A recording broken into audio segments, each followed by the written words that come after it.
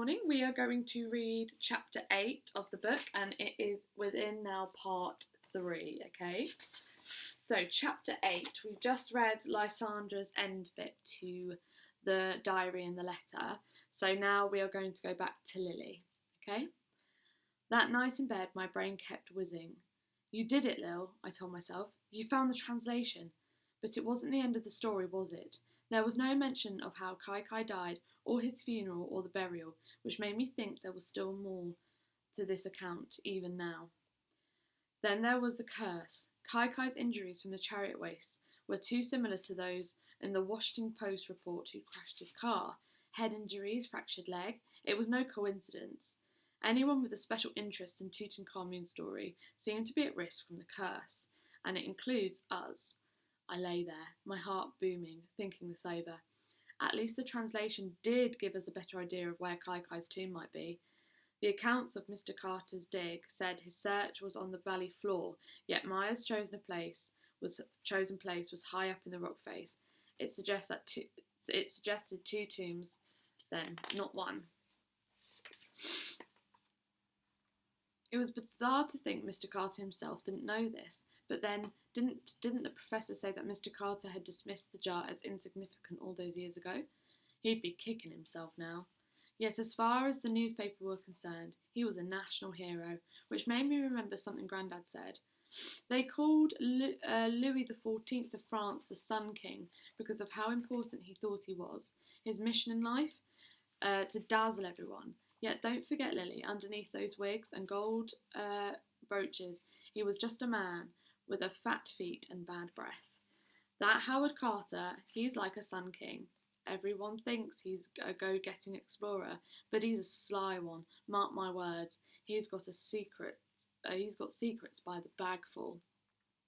I wonder how Mr. Carter managed to keep his secret to himself. All weekend I tried my very best to keep our plans secret. But by the Sunday it was getting exhausting. What's wrong with that last spud, Lil? Dad asked as we ate our roast dinner. Nothing. I shoved it in my mouth quick before he could pinch it. I mean, it was a very decent lunch. We had lamb, potatoes done in lard, carrots, tinned peas, and gravy as thick as treacle. Mum was good at roast, but this one was especially nice, almost as if we were celebrating something. Even I, with my head full of Egypt, couldn't fail to notice. When lunch was finished, I went down to swill our dishes under the tap in the backyard. When I came upstairs again, Mum and Dad were discussing me. Since the kitchen door was ajar, I hovered there to listen. She could come with us, Reg, Mum was saying. It might be nice to do it as a family this year. What about her schoolwork? Dad replies. St. Kilda's won't tolerate her falling behind. I wonder sometimes if she realises how lucky she is. I groaned. St. Kilda's again. The work I had to do, the gratitude I expected to show. Dad never seemed to talk about anything else.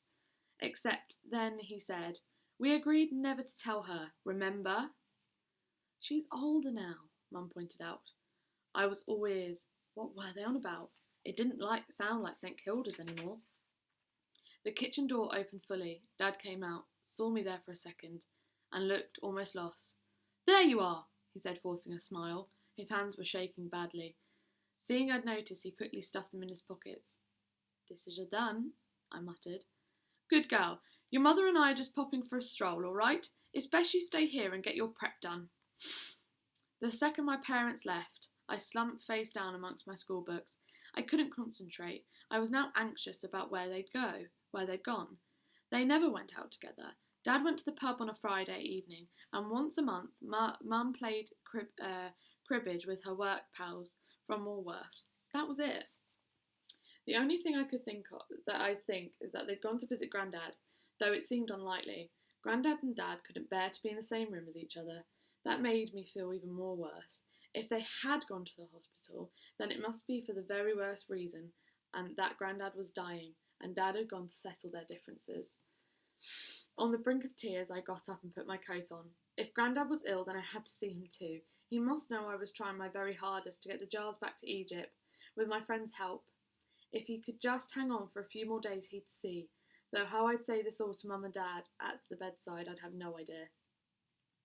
In the street, I soon spotted my parents. I was about to run and catch up with them when I realised they'd passed the bus stop. They weren't going to the hospital after all. What a relief! I felt quickly turned into confusion, because they were certainly going somewhere. Switchin Street itself was busy with kids out on their bikes and playing hopscotch on the pavement. After weeks of cold weather, it was a bright, warm day. There were people chatting on the doorstep, a couple of cats stretched out on the wall in the sunshine. It was, all told, a nice afternoon for a stroll. Yet my parents weren't strolling. Dad was going so fast, Mum kept having to break into a run to try keep up with him. And so did I. I followed behind. Just when I could feel a stitch coming on, Dad turned down St. Mary's Lane, a little road that ran behind the cutlery factory before it stopped in a dead end at the churchyard and a convent. We never went to church as a family. Once when I'd asked, why not, Dad replied. No God would have let this happen. Today, though, my parents were heading for St. Mary's. They had to be. There was nothing else down there. It was a funny little place, jammed in by the factory wall on one side and the convent on the other. It had the greenest, most overgrown graveyard you'd ever seen. Long ago, during the Black Death, it had been a plague pit. Nowadays, it is where you'd see couples on their break from the factory having a quick smoke or a kiss. As far as I knew, neither of these reasons for my parents to go there, nor was the obvious one. All the dead people in our family were buried at the big cemetery near the heath. By the time I reached St. Mary's, they were already in the churchyard. Dad had slowed down and was reaching out to take Mum's hand, making me realise they wanted to be alone. So I hid behind the gatepost. On either side of the path were ancient gravestones that had fallen on the long grass or sunk into the soil. I was dying to see which one Mum and Dad would stop in front of. Perhaps an army chum of Dad was buried there. You often hear about men who'd returned from the war, who, despite being back home with their families, never recovered from their injuries. Not too far along the path, they did stop. Mum said something to Dad, who took off his hat and held it to his chest. Then he spoke to her. I couldn't hear what he said. Above the blackbirds and the trams going by on the main road, and someone in the nearby garden calling their cat. The strange thing was, neither of them seemed to be gazing down at a grave. They were gazing straight ahead, at the long whitewashed wall, behind which was the convent. Standing there, they looked different, not their usual weary selves, but full of emotion. They were shaking with it, and it frightened me rather. I'd never seen them react like this to anything, or anyone before. They didn't stay long. On the way out, when they passed my hiding post, I froze in case they saw me, but they were lost in their thoughts, that neither of them even looked up from the path. All the way back down Swithin Street, they walked in silence. I followed at a safe distance. At the bottom of our street, they stopped outside the pub. A sweet sherry before closing time? I heard Dad ask. It was a pretty brazen of him, to be honest. Women round our way didn't go to the pub. It was where men went to escape their wives, and where wives were glad to send them, Mum always said. But that sweet sherry was a godsend, because it gave me a chance to get home before they did. They didn't come back for ages, long enough for my mind to drift to tomorrow, and the telegram I'd be sending. The post office wouldn't open till 9, so I'd have to miss the first lesson, and my St. Kilda's uniform I knew all too well would stick out like a pimple. This time I decided not to take any chances. Mum, I knew, had a plain black shirt, which I could wear then, afterwards change back into my uniform. It wasn't that my parents' room was out of bounds, more it was theirs and not mine. It smelt of Mum and Dad's hair oil. Sometimes, if the window hadn't been open for a while, it smelt of last night's cooking. It was the only other proper-sized room in our flat. As I tiptoed through the door, I felt instantly guilty. Mum would have lent me her skirt if I asked, but I couldn't without her wanting to know why. In the corners of a room was a curtain.